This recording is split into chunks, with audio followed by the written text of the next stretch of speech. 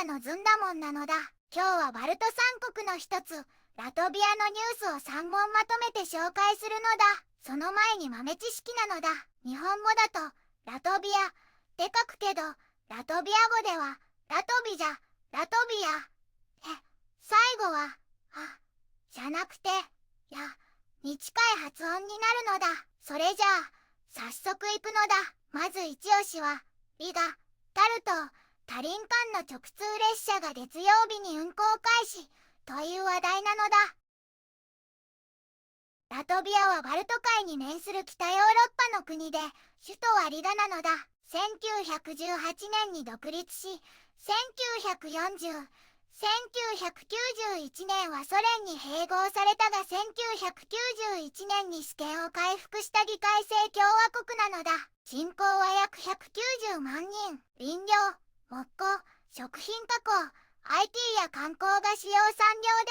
で、合唱や民族舞踊など伝統文化が豊かなのだ。最近は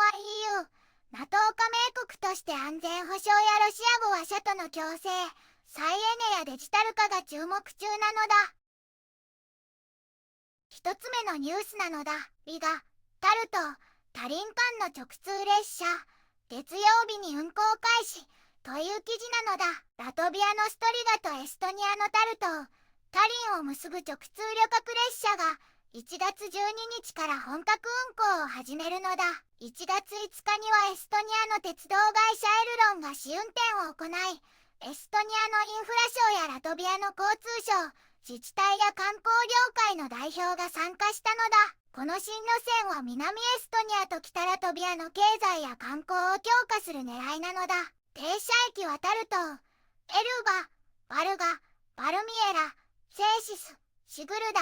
リガで、タルト、リガは3時間41分、タリン、リガは5時間56分。料金はそれぞれ19、22ユーロ、29、32ユーロなのだ。これまで必要だった乗り換えが不要になり、2両編成のディーゼル列車スタドラーフリルトが運行を担うのだ。2つ目のニュースなのだ。白氷の上に乗らない要衝をラトビア市民に呼びかけ、という記事なのだ。ラトビアのアループスネ自治体で、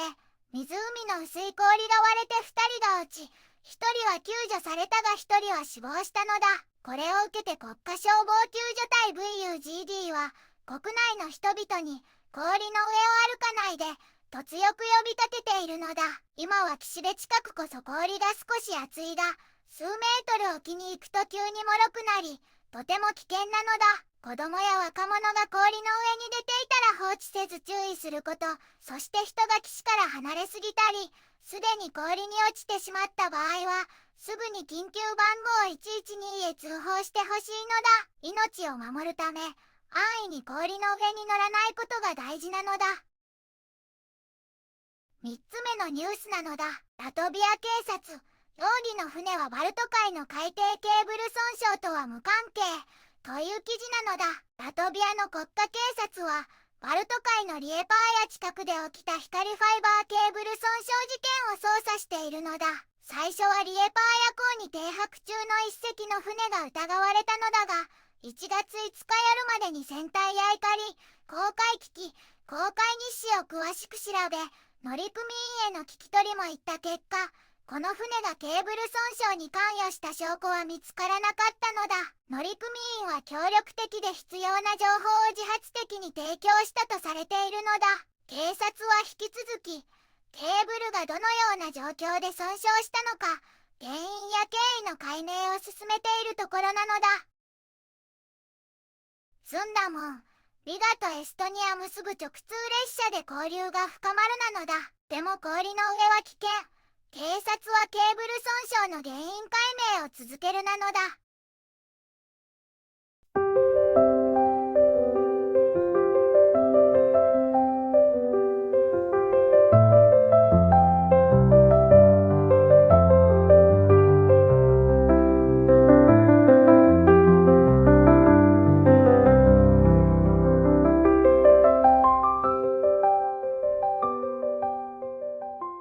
こんにちはなのだ。この番組では世界のあまり知られていない国や地域からちょっと不思議でちょっと感動するニュースをお届けするのだ。日本ではあまり話題にならないけど、世界には僕たちが知らないままの出来事や優しさや驚きに満ちた物語がたくさんあるのだよ。テレビでもネットでもあまり見かけないけれど本当はもっと伝えられるべき小さな世界の声、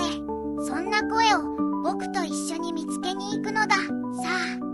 一緒に知られざる世界の旅を始めるのだ。